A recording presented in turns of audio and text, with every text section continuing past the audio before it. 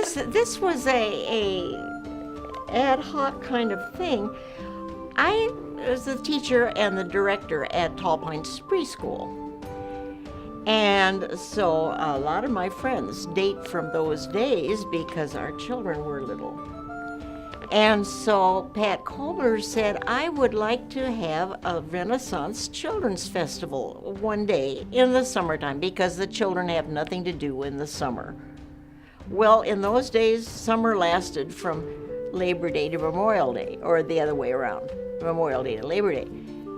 Well, now it's not true. But anyway, we started the Children's Festival, I think in 1971, a long time ago. And I was available, yes. And I was used to working with children, so I was one of the original people. But Pat Colbert and Ilse Barnhart were the ones who really got it off the ground. Well, one day it was very hot. It was July. It's the third Friday in July. And it was very hot, and the Queen got too hot, and she went home. And Pat Colbert came up to me, and I was happily working at a craft table, helping little children glue things on things. I like that. And Pat Colbert said, the Queen has just left, and we have no Queen for tonight. Then, well, obviously she was asking me if I would do it. I said, oh, yeah, I think I have a Queen outfit in the garage, left over from those 12th night dinners that we used to do to raise money for Mount St. Mary's or something, I don't know. And I said, so I spent the afternoon, hot afternoon, ironing the Queen suit. And I got into it.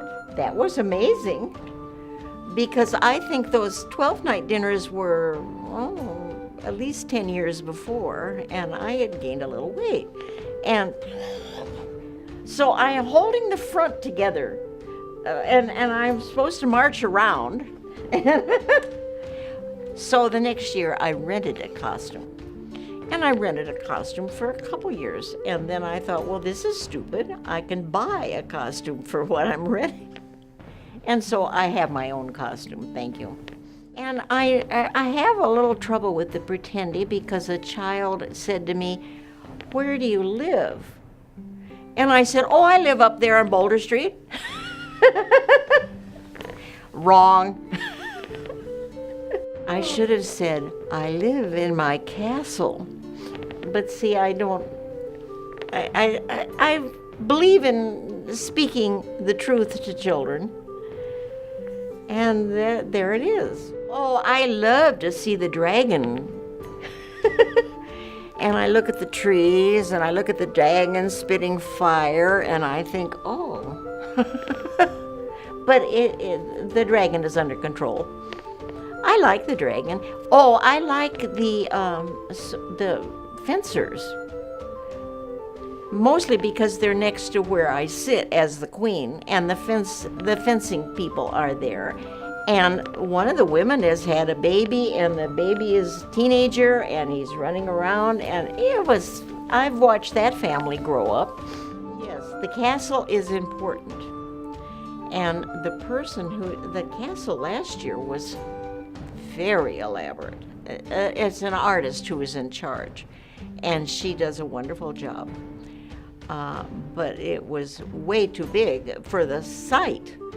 I mean, we only have the picnic area at Pioneer Park, and we've added a group of pirates from Sacramento who do a pirate school, and that appeals to the 12-year-olds, 13-year-olds. That's about the top limit. But at night, whole families come, and they'll bring the 12-year-old or the 13-year-old. And one little boy came up to me, and we were talking, and I said, well, what did you like? He said, oh, I love the pirates. And but I think in the morning it's mostly little children, and that's good. Yeah. In the afternoons it's mostly families, and that's good too. People are coming up from Roseville, Auburn, even, yeah. And also, grandparents invite little cousins to come and stay with their cousin, and they all come together, and that family groups. That's very nice. And Grandma brings them in the morning. It is turned into a remarkable thing. I sit there and look around and I think, oh, this is pretty elaborate. And it's still run by volunteers, very loose group, and everybody knows their job and does their job. It's a truly grassroots local event, created from nothing.